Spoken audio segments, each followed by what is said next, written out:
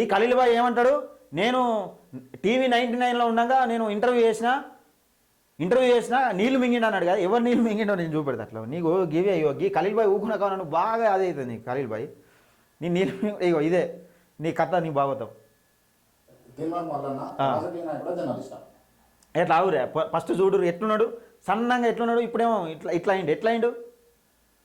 ఇదే ఖలీల్ భాయ్ ఏంటంటే నువ్వు ఎలా సంపాదించాలి అని నువ్వు ఛానల్ పెట్టుకున్నావు. ఎలా సంపాదించాలని నువ్వు జనంలోకి వచ్చినవి, జనం కోసం నువ్వు వచ్చినవి కాదు.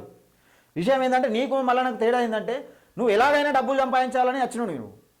మళ్ళీ ప్రజల కోసం ఏమైనా సిద్ధం.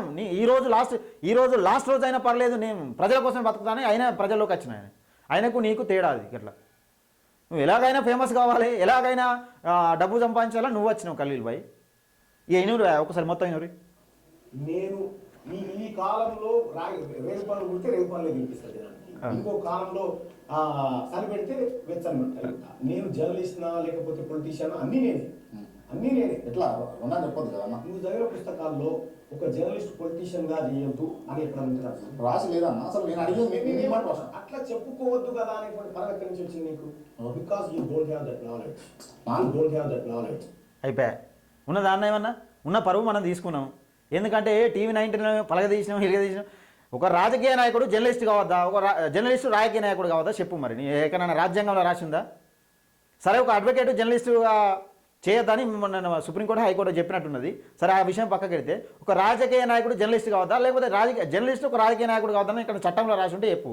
మనకు నాలెడ్జ్ లేదని ప్రతిసారి మనమే దొరికితే ఎట్లా అన్న? ఇది కరెక్ట్ కాదు ఖలీల్ భాయ్. మళ్ళొకసారి మళ్ళొకసారి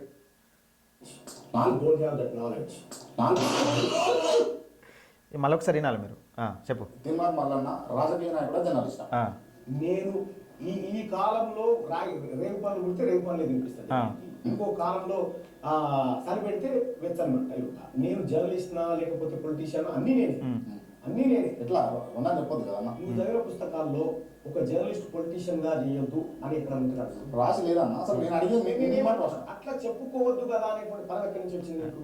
because you don't have that knowledge. అయిపోయా అన్న. ఏంటంటే ఖలీల్ భాయ్ ప్రతిసారి దొరికిపోతాడు ఇట్లా. ఇది కరెక్ట్ కాదు ఖలీల్ భాయ్.